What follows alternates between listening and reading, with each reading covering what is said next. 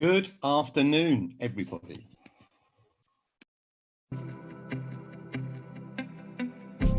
I think it's important that we share, that we communicate, that we are open, and that we grow together to achieve. Because we are the voice of what wellness is about, and it's up to us to spread the message.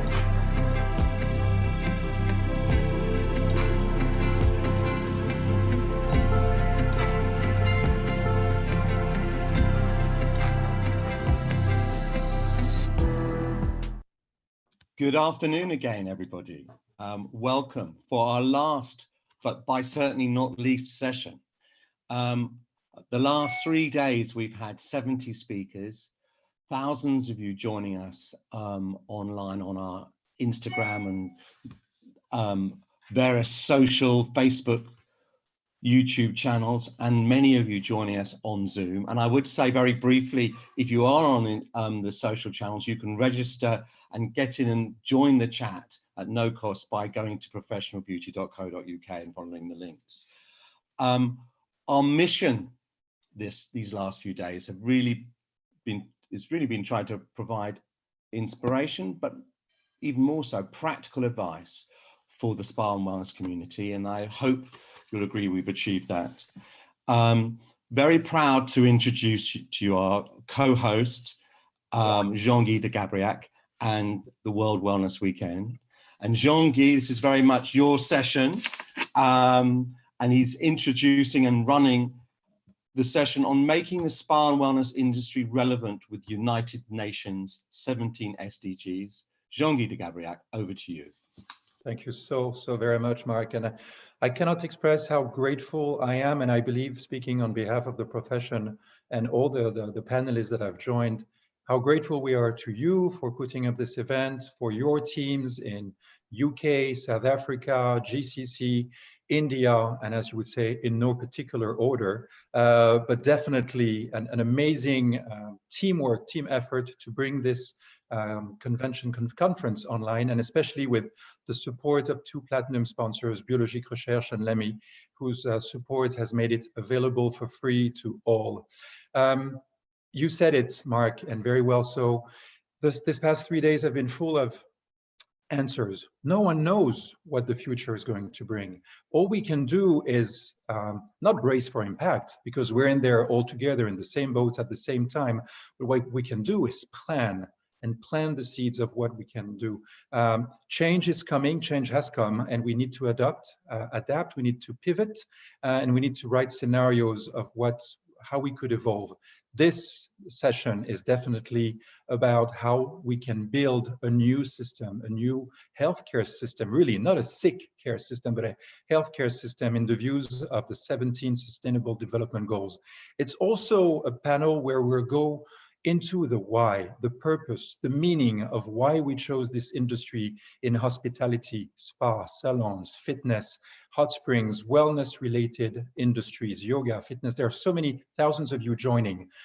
Because we are caregivers, we want to enhance lives, those of our guests, those of our associates, and ours. And so far, before this pandemic came about, and before the pandemic was all the media talked about for weeks and months, giving us scary statistics, we're also going to take a look at the NCDs, the non-communicable diseases that are cancer, respiratory, heart diseases, strokes, diabetes, that we, as an industry, can be the second wave of responders, making this world a better world and a well world.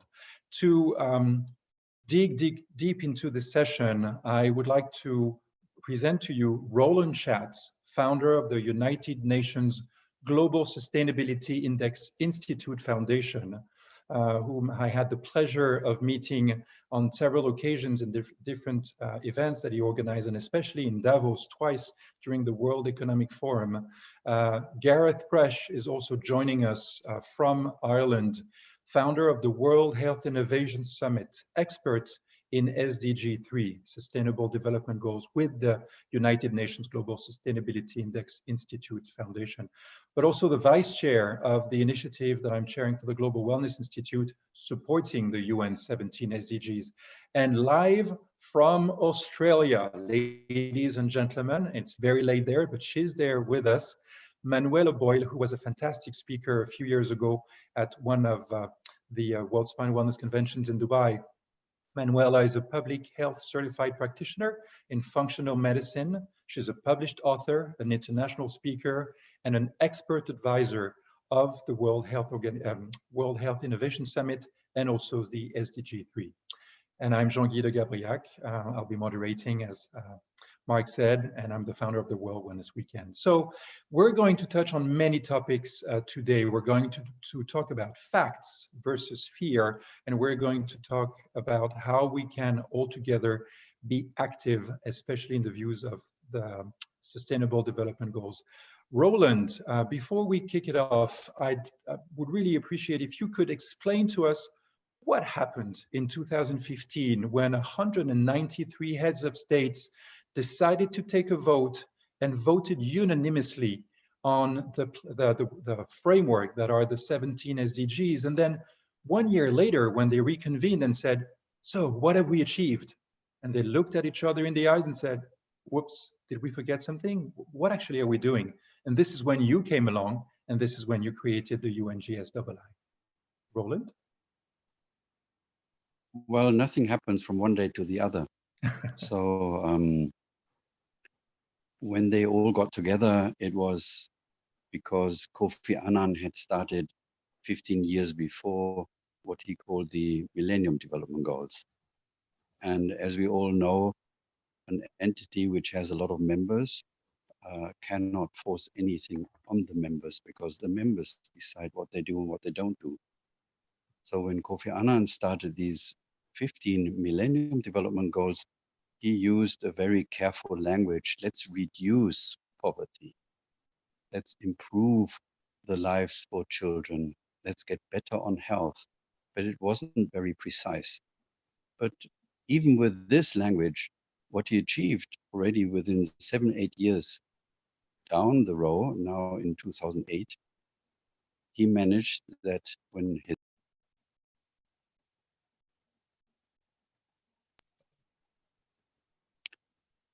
ask the member states, what shall we do in January 1st, 2016? Do we want to continue with goals? Do we want to continue with ambitious targets, or shall we just drop it?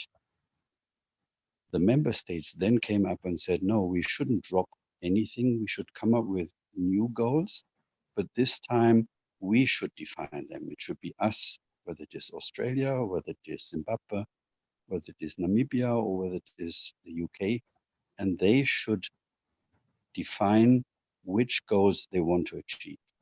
That made the big difference. It took them 6 years, don't get me wrong. But when all these heads of states, the 193 heads of states, got together September 25 to agree on the so-called 17 Sustainable Development Goals, they agreed on very precise language. SDG 1, no poverty. SDG 2, zero hunger, and so on. And on top, for each of these 17 SDGs, they defined 10 sub-targets. One has only 9, so that is why we talk about 169 targets. And knowing that these 193 heads of states agreed to this new compass to the world empowers you, Jean-Guy, as well as Gareth, as well as Manuela and myself and all the others, that we can contribute to reach these goals by December 2030. That's the promise. Nothing more, but nothing less. Thank you. Why would it be, I mean, it was super important back then. Why is it even essential now? And how far are we from achieving these goals? 10 years away from the 2030 deadline. Well, we look back to a 4 years starting period. And while not everybody is aware of it, what happened was that every year in July, all member states take 2 weeks to present progress on a free will base. It was not forced on them. This pressure started with this year. And as of January 2020, it's no longer just, do we want to share progress? As of this year, we have to share data. We have to show concrete projects where each of these 193 countries are on their way towards reaching all 17 goals by 2030. And if you look into these presentations, in the first year in July 2016 were only 17 countries. Then it was 43 countries. Last year, I think it was beyond 80 countries who shared progress with each other. And if you are only looking at the network within the UN, that's one part. But what inspires me the most is that entities like the European Union are asking their member states to report themselves on a regular basis. Where are we in regards to gender equality? Where are we in regards to education? And the countries receive support for their countries more and more in line with how they contribute to the SDGs. So this became, for the first time ever in history, a guideline which is more than just talk. It's about action. And it's about creating transparency. Where are we in Austria? Where are we in New Zealand? Where are we in Brazil on each of these SDGs? That makes the difference. Absolutely. And before I pass on the mic to Gareth, big contribution also the two of you have been making in the past few weeks.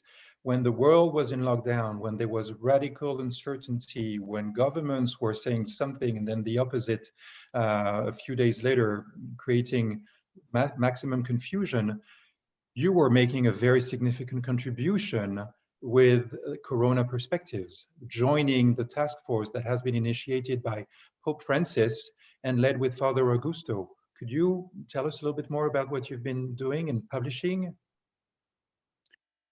Well, every Wednesday, we put on our website, www.ungsi.org/SDG-cities, we present 4 pages helping those who are too busy to follow everything what is happening regarding 4 questions. Question number 1 is, what do we see? Or what do we don't see? Because the national media, the international media are not always good in providing us the full perspective of what is going on and what is lacking. The second question is, what can we judge by looking back? Because this is not the first pandemic. It's quite a number of pandemics which we have seen. And there were other crises in the past. If we mention 9/11, if we look at the financial crisis after the Lehman collapse in 2006, the world has experienced several challenges. And for us, it was important that we don't look into April 2020, May 2020, without knowing that there was already wisdom years ago and there was ignorance years ago. And by making this transparent, it might help us to move on faster to those things which are necessary. The third page is focusing simply on the question, what can I do as Roland this week? What can be done in the hospitals? And thirdly, what can we do in senior citizen homes or in assisted living homes? Because they seem to be forgotten. And then the fourth page is giving a platform and perspective for cities, because we all know that the advantage of living in a city and putting change in place in a city is that we can all check on whether people are only talking or whether they are doing. And that is why the fourth page is dedicated to progress in the cities around the world. Thank you, Roland. I just placed on the chat box the link to ungsii.org/SDGcities, and I will share it also on the Facebook page of World Wellness Weekend for those. If you're listening to this session now from LinkedIn or Instagram or Facebook, you can still join the Zoom room where we are, and you can ask questions in about 30 minutes. So all you have to do is go to the Professional Beauty page on Facebook of the closest team to you. There's one in the UK, one in GCC, one in South Africa, and one in India. So go to that Facebook page, click on the link, register. It's completely free thanks to our 2 platinum sponsors, and join the conversation. Gareth, out of the 17 SDGs, there are 2 actually that are very, very dear to your heart. Sometimes it's very hard for a parent to name their favorite kid.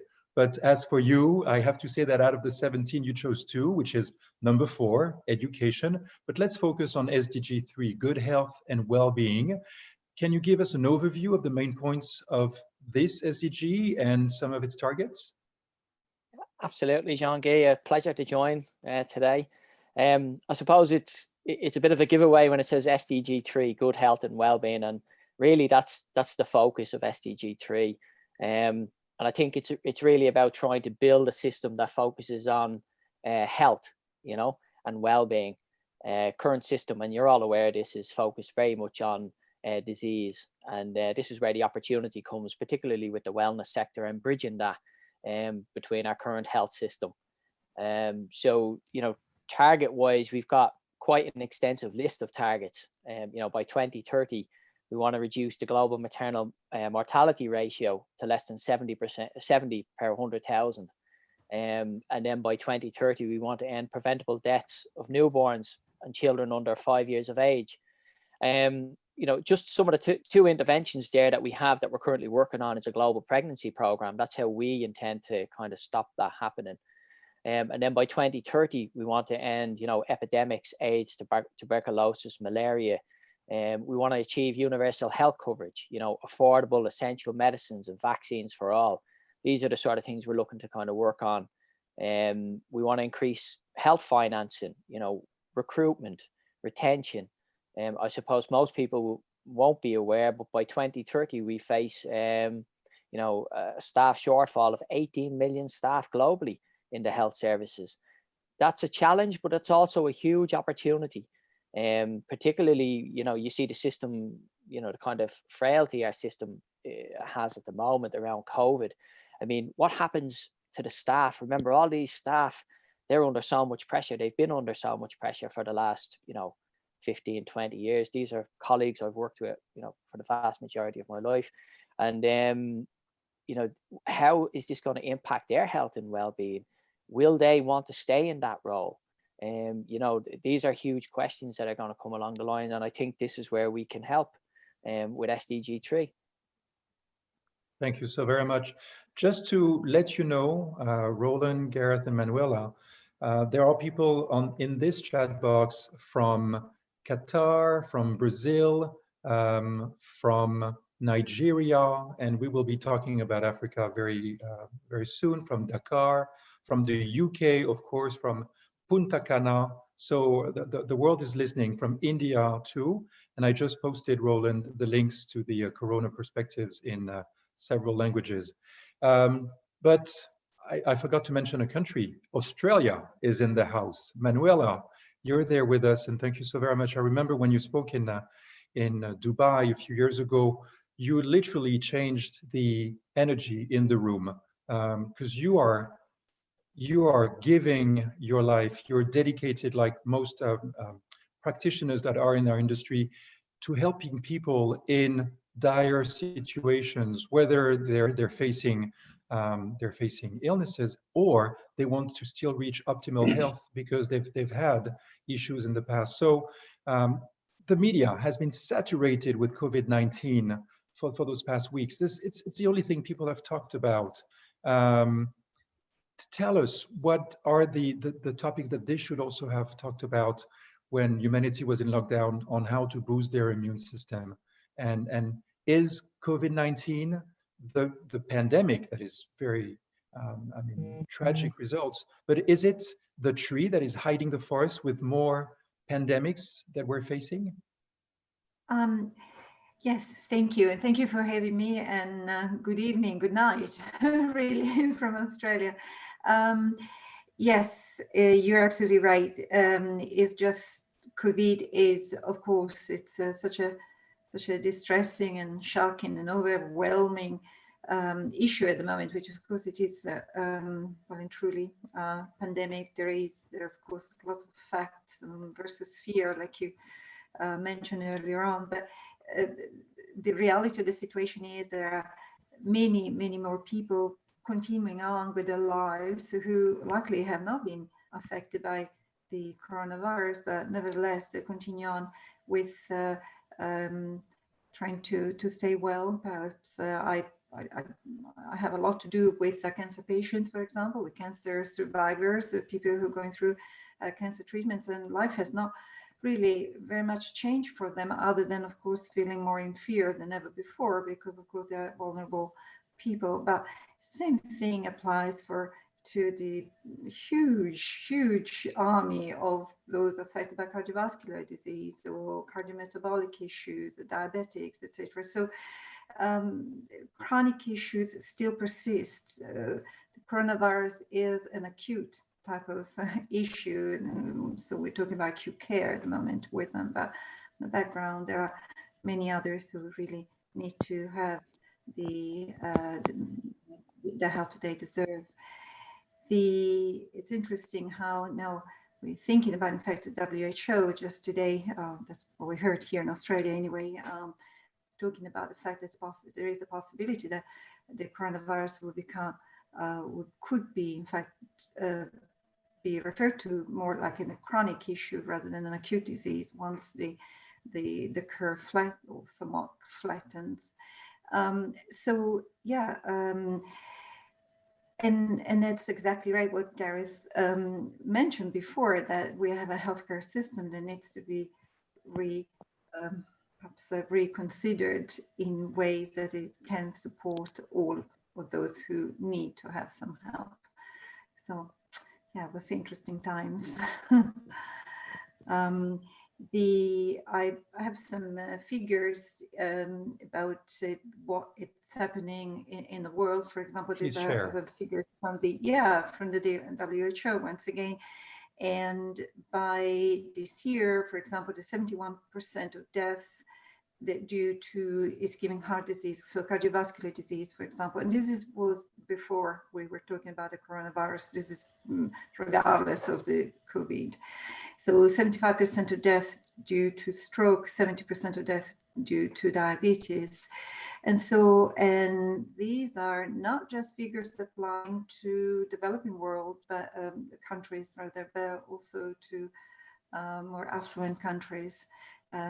So yes, there is a significant need for healthcare services to support people with chronic issues. Indeed, sure. Because World Health Organization is roughly, not roughly, but their estimation is that every year 30 plus million people are dying prematurely because of what could be referred as poor lifestyle choices, because of those non-communicable diseases. These are generated mainly by stress or poor nutrition, but it's not something they catch. It's coming from within and developing in their system. This is something also we should be really focusing on as the doctors are, and social distancing or physical distancing is flattening the curve. This is what hospitals are going to be facing next. This is the next wave of people who are staying at home, not afraid of going to the hospital, afraid of catching either COVID-19 or any of those diseases that can be caught sometimes in hospitals. How are healthcare providers bracing for this second wave of people coming with NCDs? Right, that's a very good question. So, of course, worldwide, there is now what's known as telehealth. So healthcare services are basically relying upon Skype or Zoom or teleconferencing with their patients. But you're right, it is really starting from within. And when you referred or alluded earlier on about improving the immune system, increasing resilience, both physical and mental, that's absolutely critical in order to then really somewhat look at some sort of solution. So really what we need to think of is to think about a type of healthcare that is not disease-centered really, but it's aiming at being person-centered and giving the opportunities and the tools to each person to be able to actually improve their own outcome. And this is what functional medicine comes in quite strongly. It's a different medicine. Perhaps it is thought of as the medicine of the future, but I think it is the medicine of the present time, really. Things are changing. So making it simple, starting with improving the immune system, starting with a change of lifestyle. Now we can talk about lifestyle medicine in a way, and increasing resilience, psychological, mental resilience, and that codependency with healthcare centers will not be sustainable long term. So it is important to have a good cooperation, an equal cooperation between patient and a healthcare provider. Thank you, Manuela.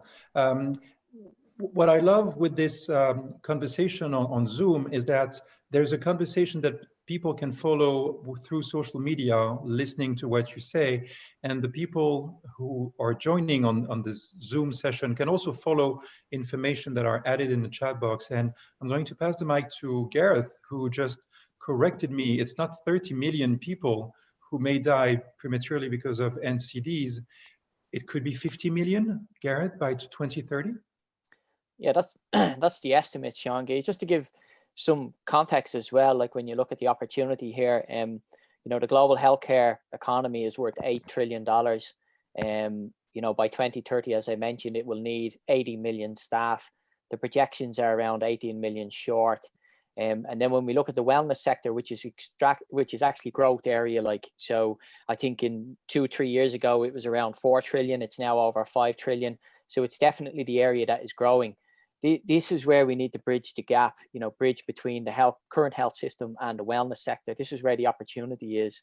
You know, so I think there's a lot of work. We obviously want to try and shift and focus towards prevention because we want to try and flatten the curve permanently.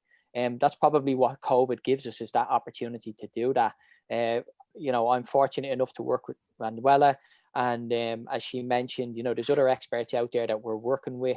We're trying to bridge that gap. And then if you look at the, you know, emerging nations like Africa, South, you know, and South America and other areas, you know, there's knowledge transfer that they can learn from the mistakes we've made.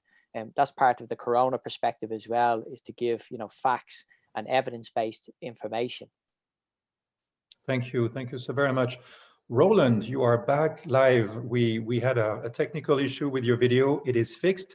We can see you, and we can see behind you the book that you have published. I believe it is the 3rd edition of SDG Cities, and that was perfect cue. My next question. Which cities are emerging as the lighthouses that could inspire the 9,000 others around the world through the SDG Cities program that you're leading? Well, I think there's no such thing like this one city. The cities are a nice mirror of humanity. And as you are special and Manuela is special, every city is special. But we can learn, for instance, from the energy of a city like Mendoza, where the people got together in lots of different meetings, defining 268 projects they think, together with their 7 mayors, which are necessary to move the city towards the SDGs. Then you have a city like Iași and Brasov in Romania, where you have experts in different areas around health and education, who are not waiting until others give them guidance, but where they empower their communities to move on and define concrete goals, like now helping restaurants, helping hotels helping hospitals get back to normal by providing sort of tent tunnels, so people can walk through a tent where they walk through a fog, which is basically like a little rain, if you want. But all what rains is a combination from water and salt, and it helps to kill any virus, whether it is corona or whether it is Ebola or any other virus. And all what it takes is then that once you enter the building, you wear a face mask to ensure that in case you are sick, by coughing, you are not spreading your virus. But everybody in the building, whether it is a school, a hospital, a restaurant, they have already cleaned the building by fogging with mobile foggers the building to ensure that there is no risk entering a school or a hospital, because that is what hurts me the most when I look into different cities or countries, that people lost trust to go to the doctors, to go to the hospitals when they need them, no matter whether they are infected by corona or COVID-19 or whether they are facing another emergency like a heart attack or something else. They feel insecure to go to these places because they think they can catch corona. And that is something what has to be changed immediately. And I'm grateful to learn from Romania that they are working towards a solution for this. Thank you. You mentioned Romania. Let's have a little update on who's in the room. Mendoza is in the house. Croatia, Cancun, Italy, Pearl in South Africa. So countries and cities are joining. Speaking of which, Roland, I just shared in the chat box the link to the PDF of the SDG Cities book, the third edition you have right behind you. Can you lead us into better understanding the framework that you're proposing? Implement, adjust, empower. Well, as we discussed earlier on, it had been 193 heads of states who decided that they want these 17 Sustainable Development Goals to be their compass. But with all these big goals, it is important and useful to see and create little lighthouses, front runners, from which the others can learn. So we came up with this concept, with this platform of inviting 25 cities, the mayors as well as the citizens in these cities, in 5 different categories to implement the 17 SDGs already as front runners until December 2025.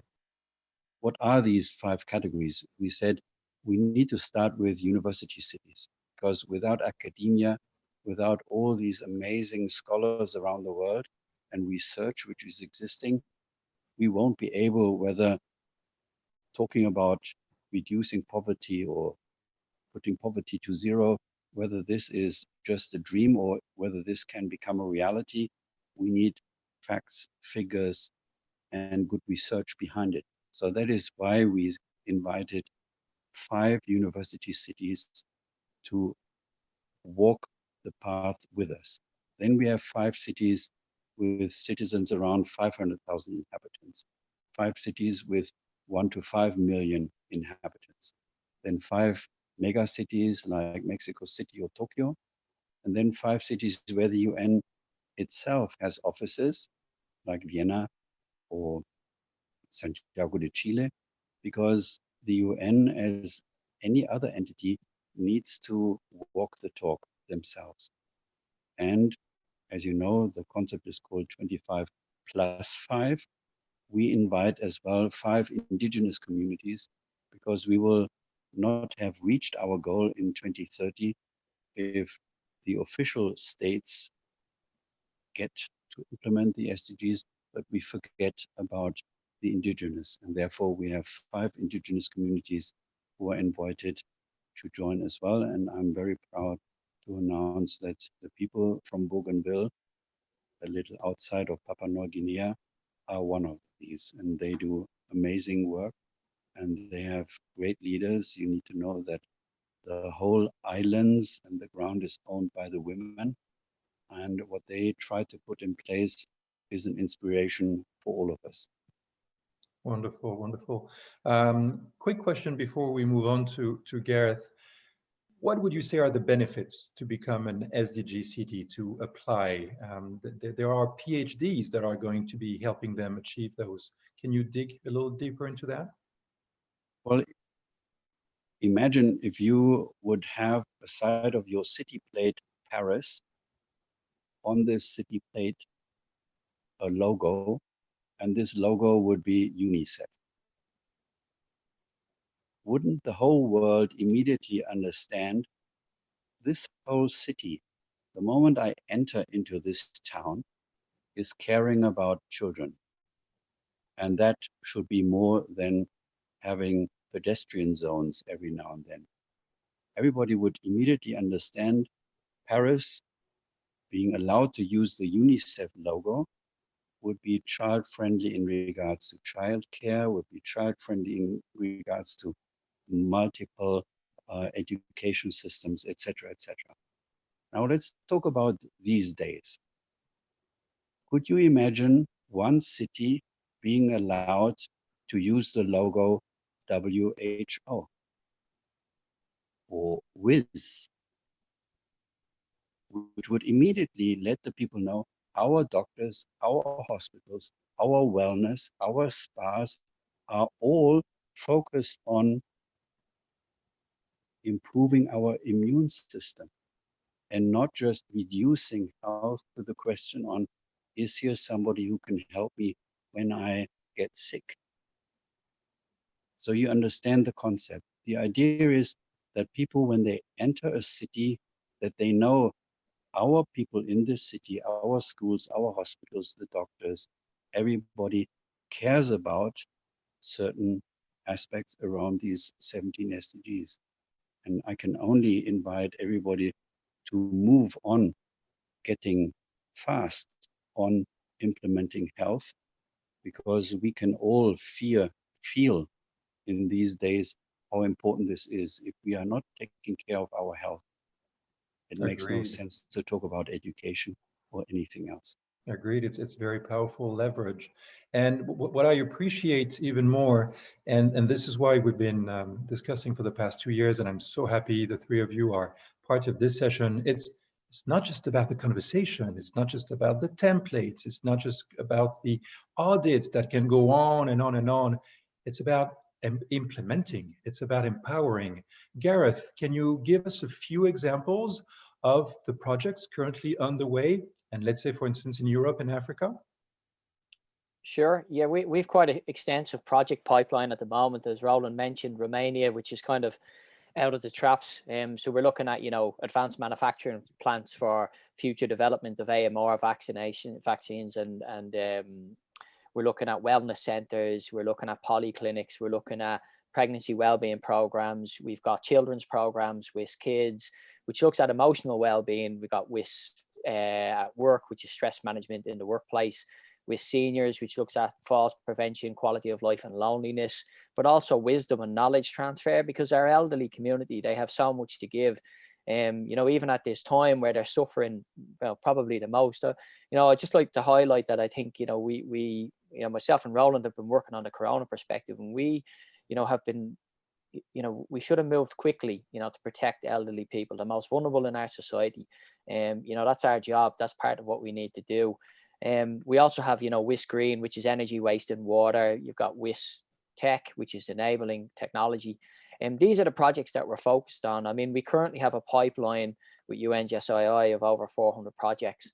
Very exciting time, because it gives us the opportunity, as Roland says, to move cities and move communities forward at actionable, to get things done, so, and we're focused on, supporting existing health services. We're focusing on, creating new and meaningful jobs. I mean, that's one of the most important things to do, is to have a purpose in life. Health and well-being is a huge area. It's a huge opportunity. The pillars that I mentioned, each one of those pillars, you can scale. That's the beauty. It's like a framework. It also has, we have a methodology. We've prototyped this in the UK, where we know a pound invested gives 36 back in societal impact. So, you know, all we need now is to be able to coach and mentor. If there's projects out there that are, you know, have impact, we can work with them. We can try and join the dots to investment opportunities. So that kind of gives you an overview of kind of what SDG 3 is about, moving from disease to, which is pathogenic, to a salutogenic approach, which is well-being. Salutogenic, this is definitely a word, before I pass on to Manuela. Gareth, this is definitely a word that resonated a lot in a lot of people's ear when you spoke about it 2 years ago at a presentation that we both co-hosted at the residence of the French ambassador in Brussels. Can you tell us more about your view about rebuilding a new system that is really salutogenic, a health system, not a sick care system? Yeah, I mean, I don't want to go too much into this, you know, into the salutogenesis approach, but I can simplify. It's just a medical approach focusing on the factors that support human health and well-being, rather than the factors that cause disease, which is pathogenic. So we're focused on prevention, you know, so that's why I mentioned about the pregnancy program that we've developed with Dr. Raja Gangapati. I mean, we're looking at intervention early. So if you start the process, even pre-conception, and support mothers and families, you're offsetting these long-term costs, which, you know, accumulate over NCDs. Remember, if someone, you know, there is obviously human cost, but then there's economic value as well. And that's how you put your value proposition together.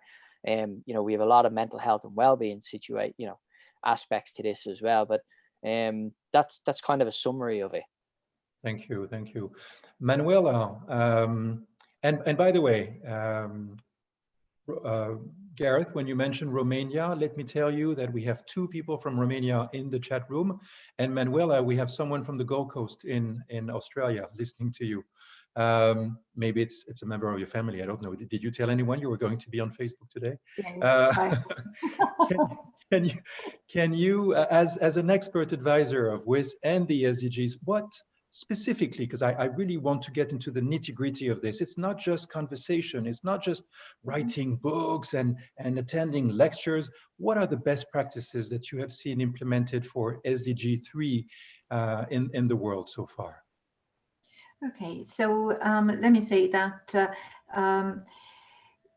it's not just me, and certainly there's a large group of experts here that of course. not here tonight, but of course we all work together with Gareth and Roland, obviously.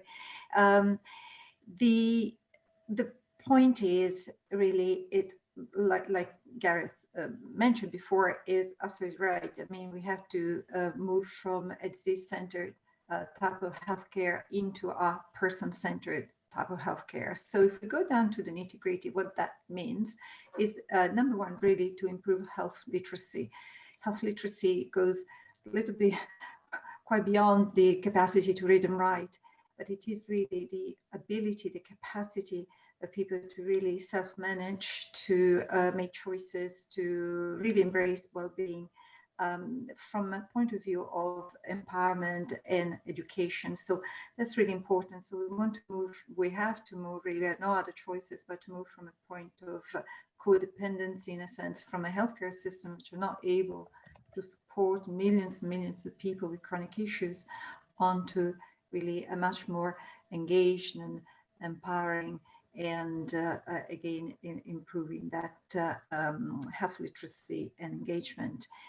In a way, there are many attempts have been done, I don't know, maybe thousands of studies, pilot studies, questionnaires gone into, again, referring to many PhDs, whereby really asking people, so what is it, what do you need, what do you want, what's the problem between, you know, in healthcare centers, for example, why is it, you know, are you satisfied with the type of care that you receive, or etc. So this has been already, this is a preliminary work that's already been done in several countries.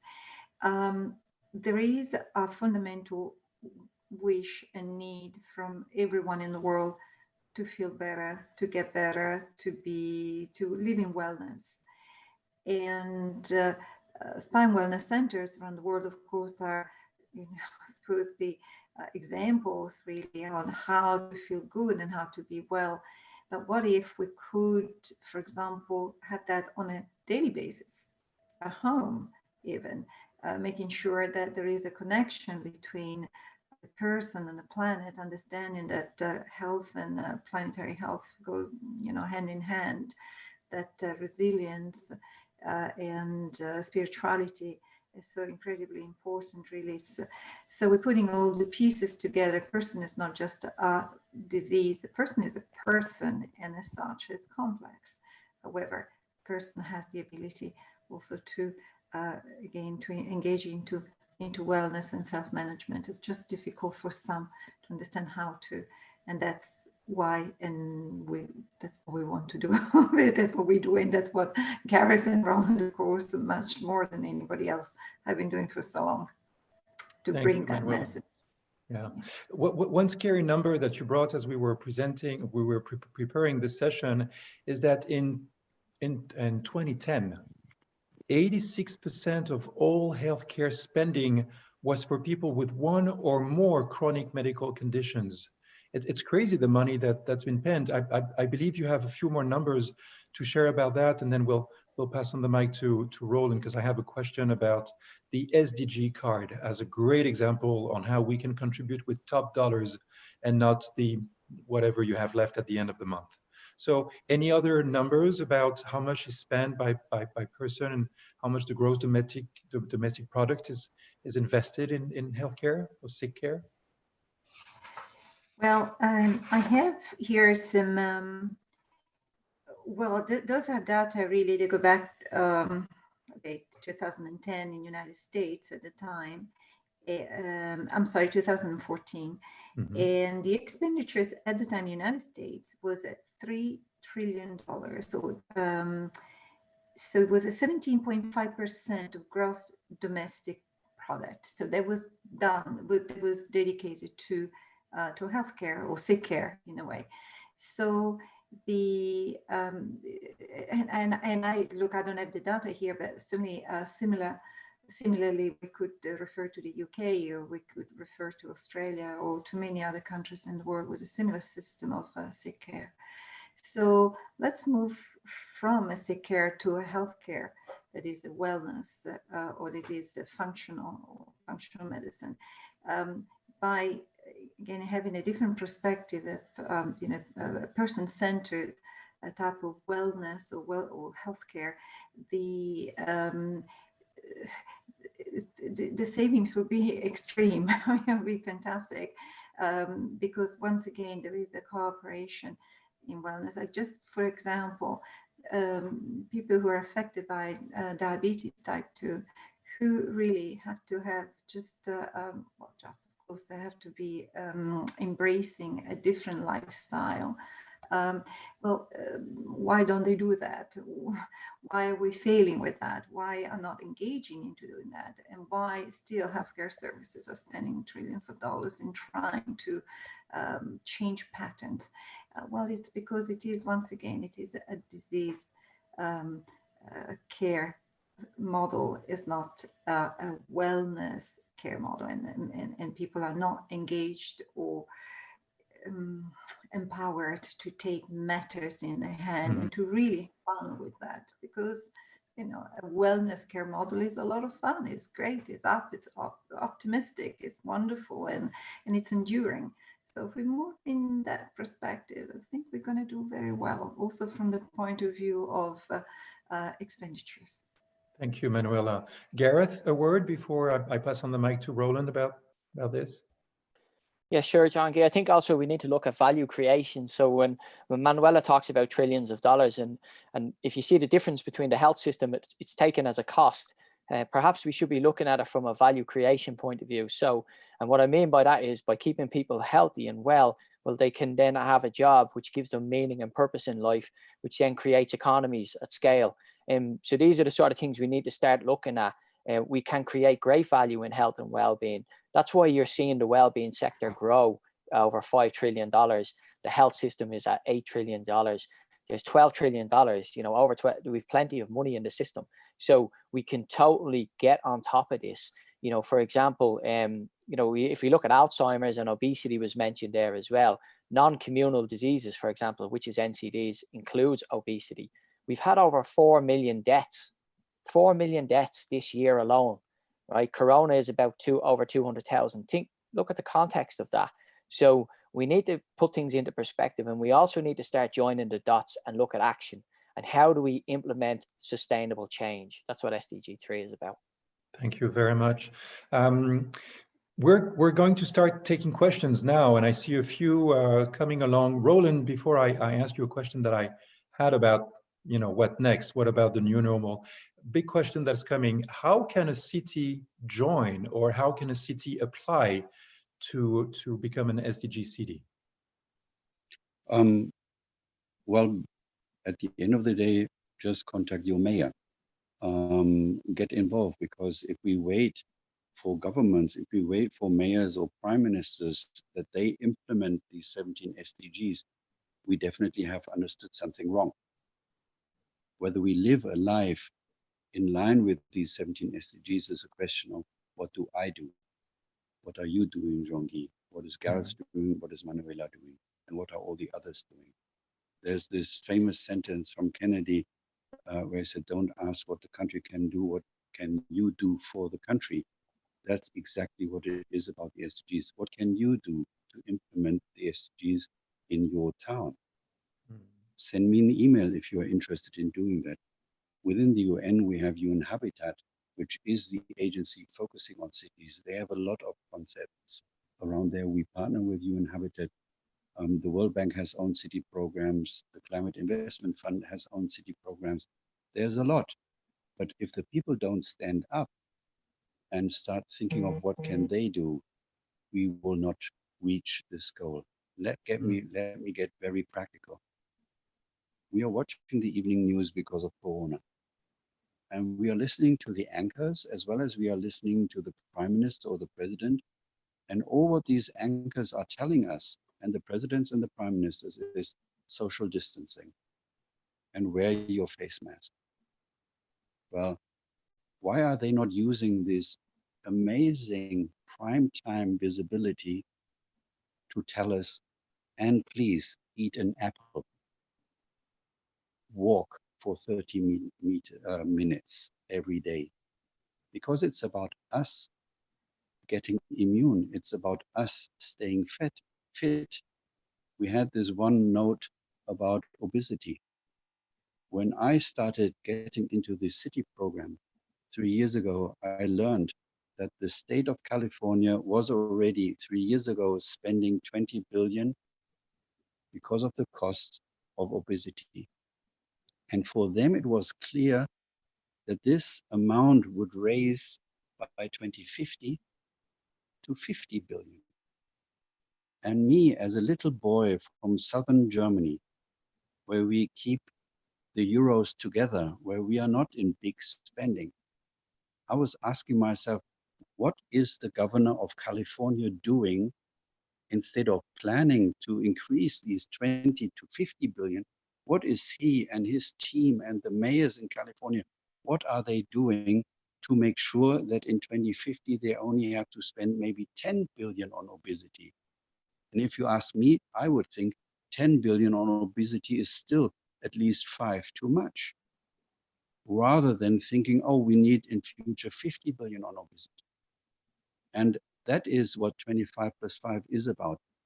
Use your brain, use your own logic mind by realizing, what can I do? I don't have to follow every nonsense which is presented in the media, which is presenting in advertising. I need to use my own brain. And when I see everybody with these face masks, which are important, don't get me wrong. But when I drove to Austria last week, I saw somebody wearing his face mask in his car. And I asked myself, there's something wrong. You can even see people wearing face masks on their bicycles. If we would take just a little bit of that energy towards using our brain a little bit more regularly to think, what can I do in regards to healthy food? What do I do for my daughters every morning? Am I squeezing an orange or am I putting a Coca-Cola, sorry guys, in front of them? I prefer a fresh squeezed orange juice. And it's up to me what I do, and it's not up to me waiting what the leaders in my countries might do or not do. And just to conclude on that, it's interesting that the German government, in midst of all this Corona madness, at least decided to give 2 billion to Africa, helping them on Corona. And we started a dialogue and we said, well, instead of investing now 2 billion into breathing machines, how about we define a program together with the African Union, with the president of the DRC in Congo? How can we make sure that the amount each of these 56 countries in Africa are spending on their own health system is increasing when it comes to prevention? And it is decreasing when it comes to buying drugs, etc. Although drugs are needed. But if we get better in prevention, we need less drugs. If we get better in informing ourselves, we can get less misguided. Because what I can see from my professional point of view in regards to Corona, I would say at least 60 to 70% is based on ignorance. It's people not reading what was already published 1 year ago, 3 years ago, 5 years ago, 10 years ago. Can we simply stop or at least reduce repeating the mistakes which were done 1 year ago, 3 years ago, 5 years ago? Let's just get a little bit more intelligent by forming communities which are willing to help each other. That's what 25+5 is about. Thank you very much, Roland. I'd like to add or to quote Maria Asinte. She's living in Dubai, but she's Romanian from birth. And as a developing genetic counselor, she's completely supporting what you're saying, and the fact that taking care of our lives quality and immunity, individually, we would then be contributing to the future human genome quality. That segues to you, Manuela. We're just 15 minutes away from the end of this session, last session of the 3 days of information-packed seminars. Very specifically with the spa directors, owners, managers, salons that are listening to us, what can they do? And also fitness clubs, because we had a very powerful session a few days ago about that yesterday. How can they be the second wave of responders to keep people healthy and strengthening immune systems? What would you like to say to them? Great. Okay, another very good question. Well, however the person decides which way to,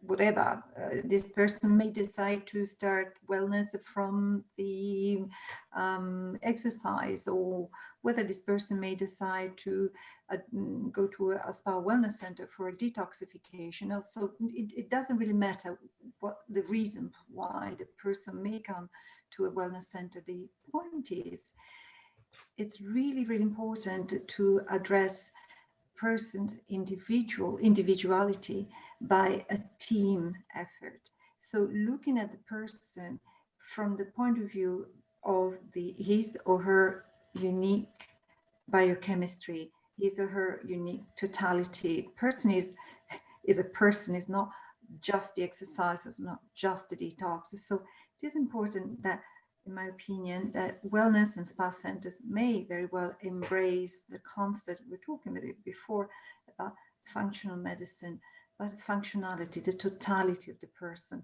So mind, body, spirit, which already is quite strong really within the wellness and spa community. I think that would be very important. The immune system is a wonderful defense that we all have an immune system. But the immune system is fragile. It's strong and fragile at the same time. If we are mentally stressed, our immune system unfortunately pays the consequences. If we have a poor diet, for example, our immune system pays the consequences. If we don't sleep, our immune system is not great.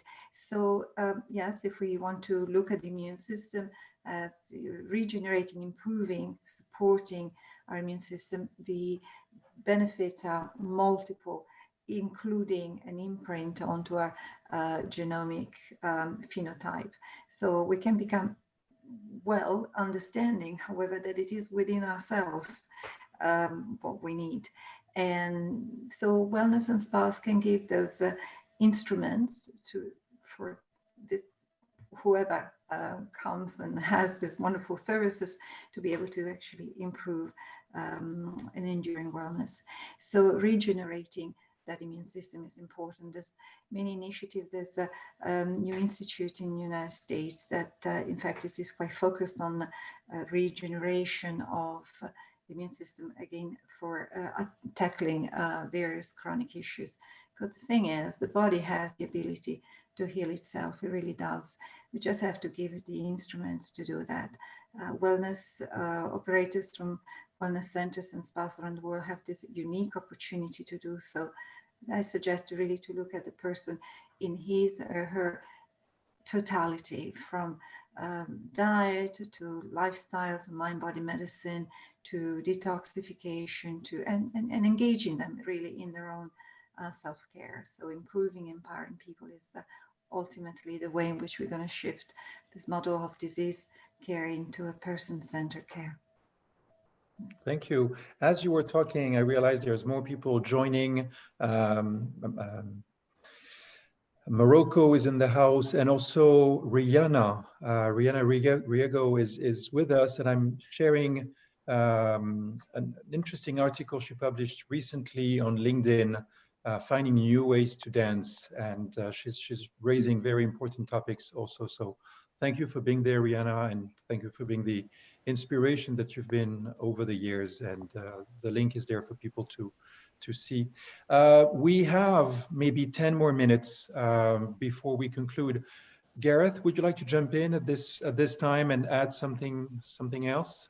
Sure, yeah. I would just like to say to the wellness community, I know it's difficult at the time around the hospitality sector and with gyms and clubs and so on facing, uncertain times, but I would say, club together, collaborate, learn to work together, but also take responsibility to go out and meet your communities and begin to develop those relationships, because I think there's a huge opportunity there, because it's all about building trust, as well.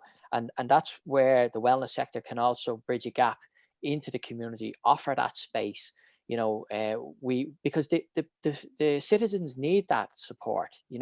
Think about the intellectual capital, the knowledge that is in the gym, and then export that out into the community.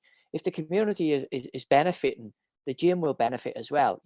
So try and look at, because I think what we have to try and do with the SDGs, and I've learned it with this program as well and through the platform, and Roland and colleagues are leading by example, is collaboration. How do you find a way to collaborate that everyone benefits, and go into the conversation with a very open mind, be trust, have an open, basically trust people, because that's an important part of the SDGs, and particularly, in this space. Thank you, Gareth.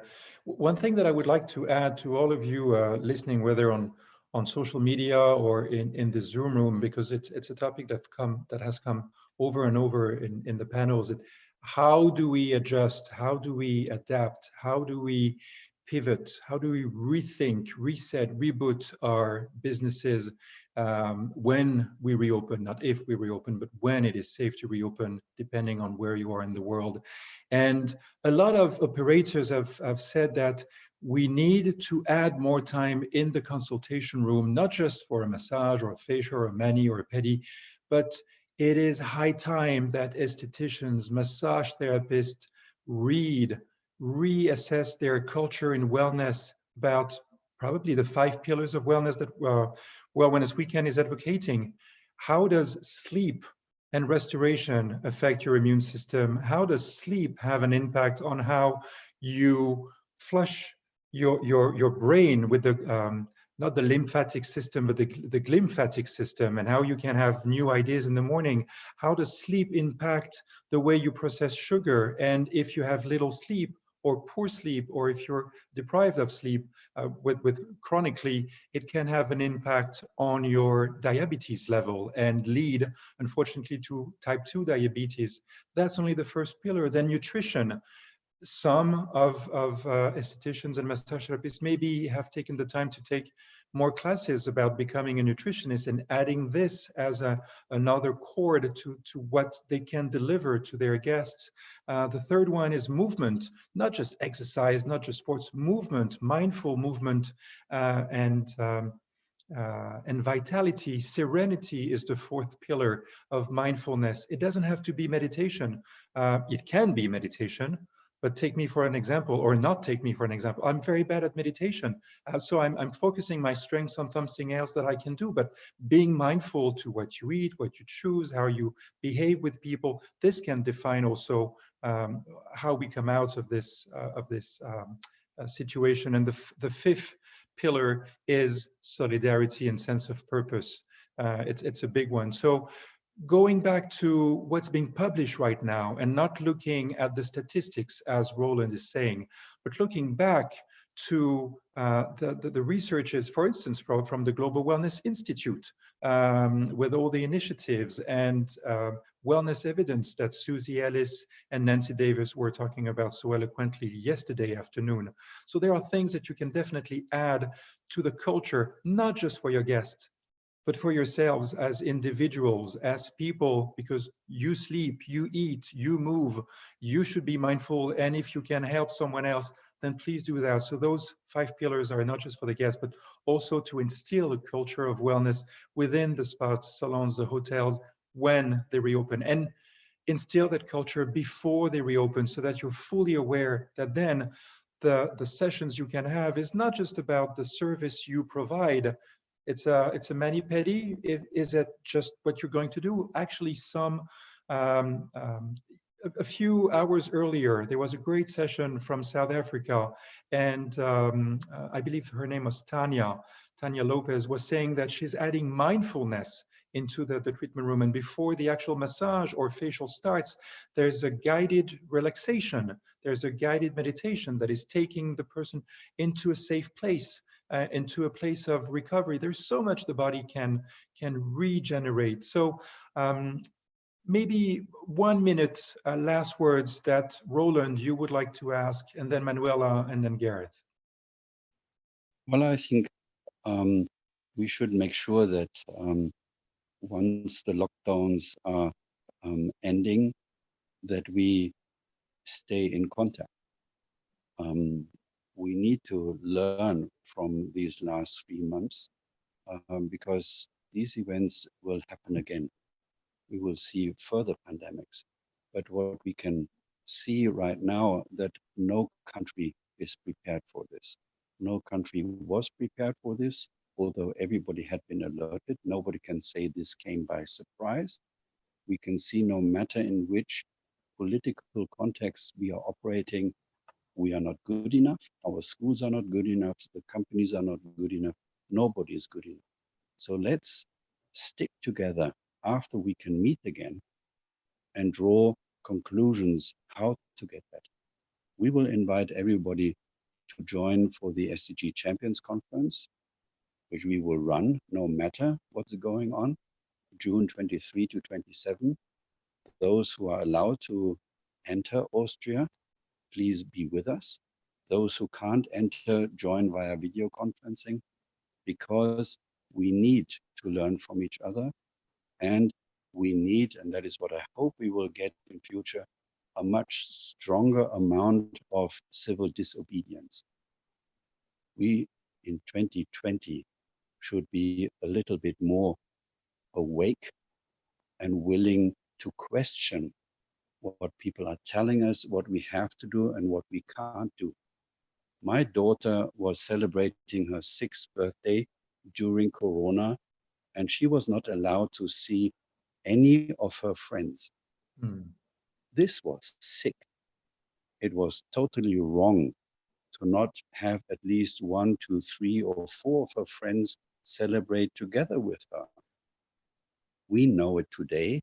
We actually knew it 2 months ago when her birthday was, but we were still too obedient to break the rule.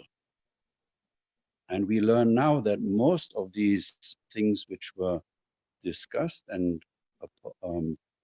declared as the right things, that now looking back, we realize they were maybe not that right.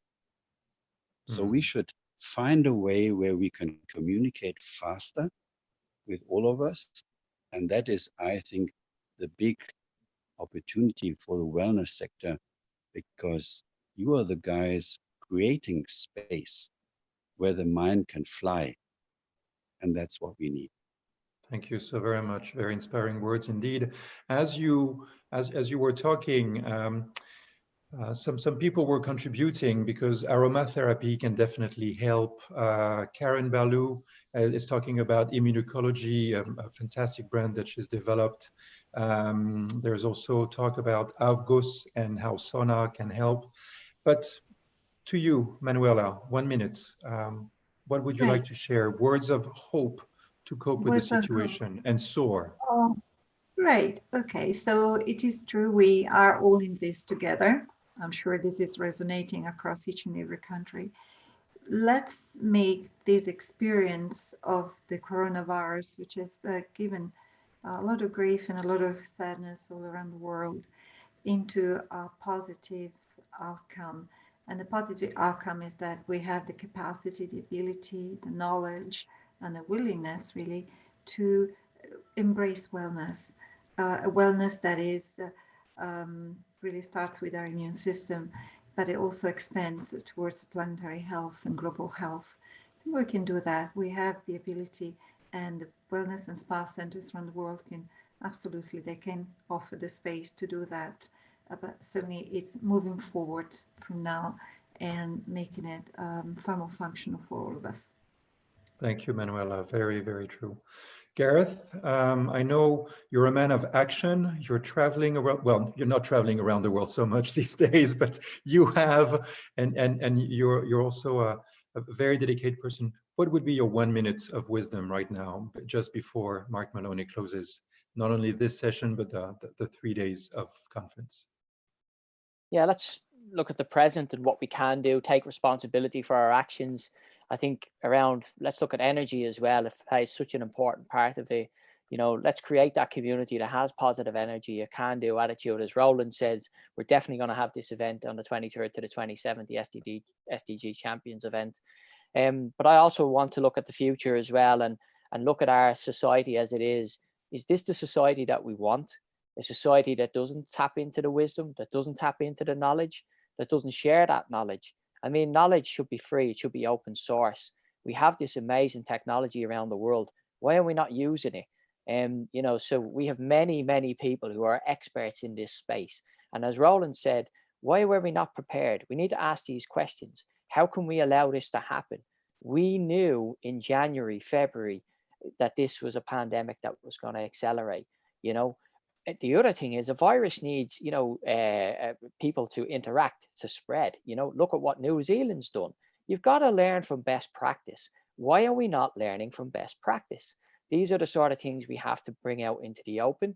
We have to have these conversations. We have to share this knowledge. This is absolutely crucial in order to avoid deaths, you know. And then if we look to the future, you know, our children are going to look at this point and say, what did my mother do during these times? Well, now is the time to come together, to put our collective knowledge together, to put our, you know, the financing and the resource. And I'm not an investment person, but I know from what I gather, there is a lot of money out there that can be invested in value creation. Let's get into the business of value creation, start putting these business proposals together. Also, let's start supporting each other. You know, when someone has a good idea in your local community, go and support that person. Do not be knocking that person down. How can you help them? That might simply be go and have a coffee with that individual. That's the sort of thing we need to do. So I'm optimistic for the future. I'm delighted to join the team with UNGSII and Manuela and the stuff we're doing with World Health Innovation Summit. And I'm hoping to bridge the gap into the wellness sector, that we can come forward out of this stronger. Thank you so very much. My last word before I hand it on to Mark is, please, all of you attending, go to the bottom right of your chat box, look at the square with the 3 dots, click on it, save the conversation, save it on your laptop, and you will be saving all of the links that we have shared over the past 80 minutes. Mark, back to you. Ladies, gentlemen, thank you for a great session. I hope everybody watching, joining in over the past 3 days, we've tried to hit it from a strategic point of view, but particularly like this last session, and a very much a hands-on practical point of view, from people from inside our industry actually operating, the suppliers, the consultants, doctors, and people from outside the industry, as some of the people on this panel, and fitness experts. And I hope that we've given you practical ideas and practical methods that you can bring to bear immediately, as well as giving you thoughts for the future. I'd like to thank our supporters. I'd like to thank Biologic Research and LEMI, particularly Spark Connectors, and particularly Jean-Guy de Gabriac, who's put on so many of the sessions and backing of the World Wellness Weekend. Thank you, Jean-Guy, for your commitment. Thank you for the PB team, for your hard work too. All of you out there, my best wishes, our best wishes on behalf of Professional Beauty.